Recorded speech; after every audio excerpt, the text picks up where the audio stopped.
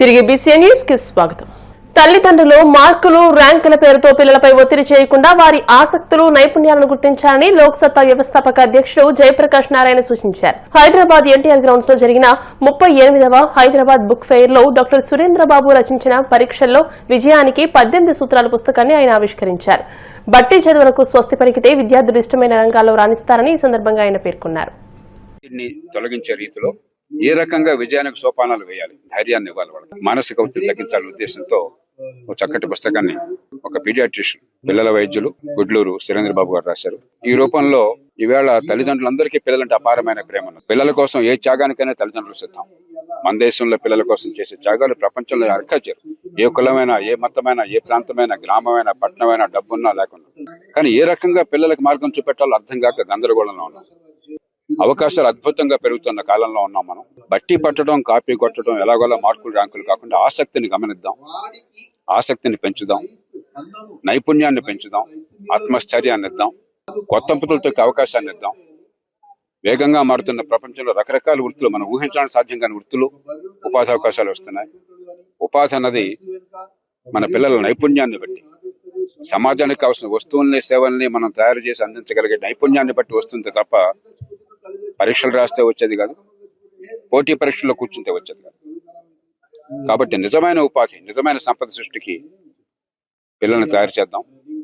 వ్యక్తిగతంగా ఆనందమైన జీవితానికి, సమాజ హితాన్ని పెంచేటువంటి ప్రయత్నానికి రెంటికి సంధానం చేద్దాం. దానిలో ఒక ప్రయత్నం ఇలాంటి పుస్తకాలు. వారిని అభినందిస్తూ మన పిల్లలు అందమైన భవిష్యత్తుని పుట్టుకతో నిమిత్తం లేకుండా, ఏ తల్లి గర్భాన్ని పుట్టేంత సంబంధం లేకుండా అందమైన భవిష్యత్తును సొంతం చేసుకునే అధికారం వాళ్ళకు ఉన్నది, హక్కు ఉన్నది. ఆ హక్కును కాపాడుతూ ఆ మార్గం వేస్తామని చెప్పి ఆశిస్తూ, అపారంగా అవకాశాలు పెరుగుతున్న దేశంలో, అపారంగా సాంకేతిక విజ్ఞానం శరవేగంగా మారుతున్నటువంటి ప్రపంచంలో ఒక అద్భుతమైన తరాన్ని తయారు చేసి వాళ్ళ జీవిత సాఫల్యాన్ని కృషి చేస్తామని ఆశిస్తూ నేను సెలవు తీసుకుంటున్నాను. బెట్టింగ్ యాప్స్ కేసులో సినీ నటి మంచు లక్ష్మిని సిఐడి విచారించింది. విచారణలో భాగంగా హైదరాబాద్ లక్డీకపూర్లోని సిఐడి కార్యాలయానికి మంచు లక్ష్మి వచ్చారు. ఆమెతో పాటు ఇన్ఫ్లుయెన్సర్లు బయ్యాసన్ యాదవ్, రీతు చౌదరి కూడా విచారణకు హాజరయ్యారు. కాగా గతంలో కూడా ఇదే కేసులో మంచు లక్ష్మి, పలువురు సెలబ్రిటీలు ఈడీ కార్యాలయంలో విచారణ ఎదుర్కొన్నారు.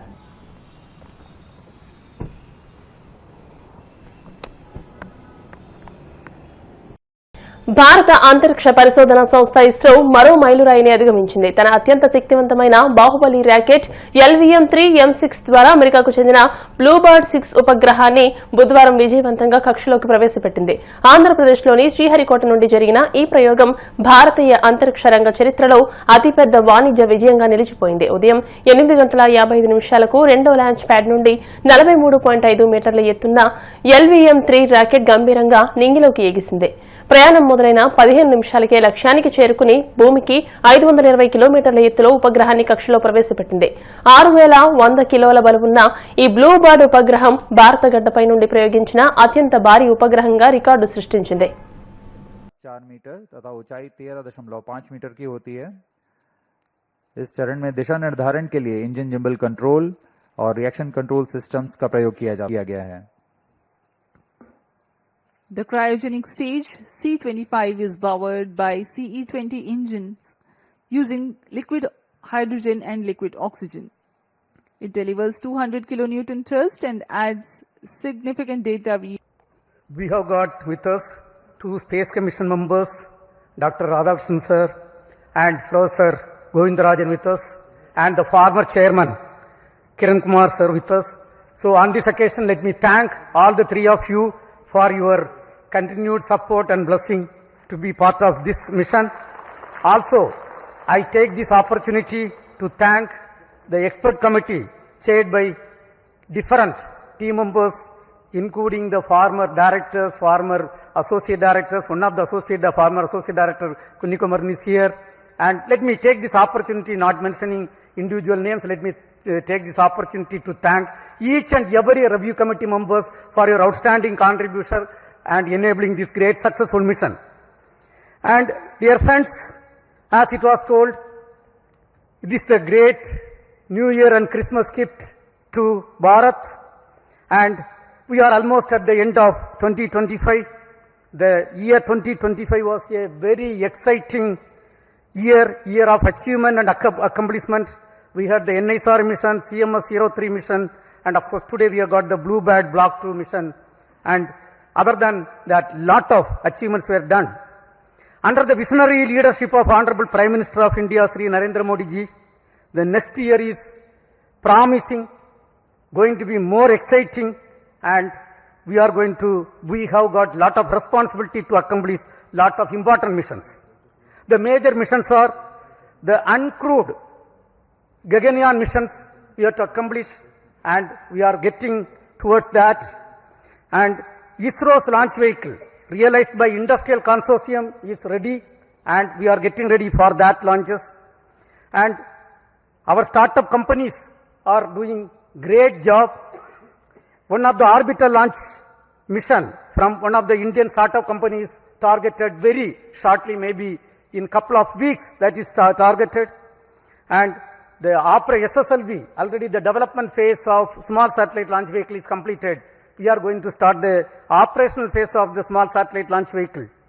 And one of the important commitment given to our country is the commissioning of the navigation satellites. That satellite series we are going to continue and going to start placing the satellites in the orbit. Yet another important mission is the technology demonstration satellite mission, in which we are going to demonstrate almost 30 new technologies. That mission is also targeted.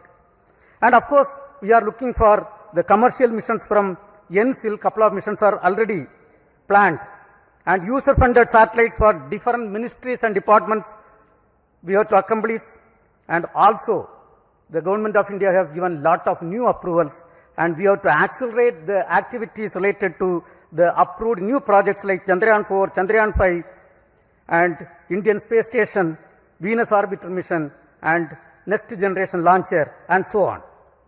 On this occasion, on behalf of Department of Space, let me also express our New Year greetings to every Indian, and once again, hearty congratulations to each and every members of the Department of Space and Space Community of India. Till we come back, we sign off. Thank you. Jai Hind.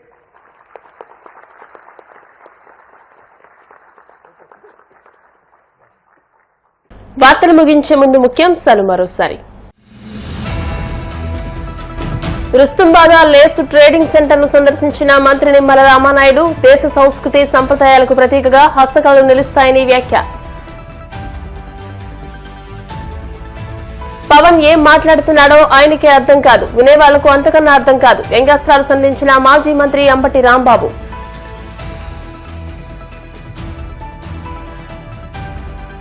Tirumala శ్రీవారిని దర్శించుకున్న కేంద్ర మాజీ మంత్రి స్మృతి ఇరానీ, ఆలయ మర్యాదలతో స్వాగతం పలికిన అధికారులు.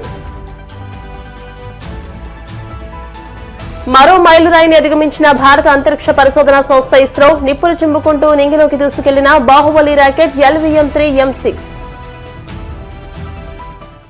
ఈ వార్తలు ఇంతటితో సమాప్తం. మరిన్ని వార్తల కోసం BCN digital YouTube channel, Facebook page ని ఫాలో అవ్వండి. అప్డేటెడ్ వార్తల కోసం ప్లీజ్ సబ్స్క్రైబ్.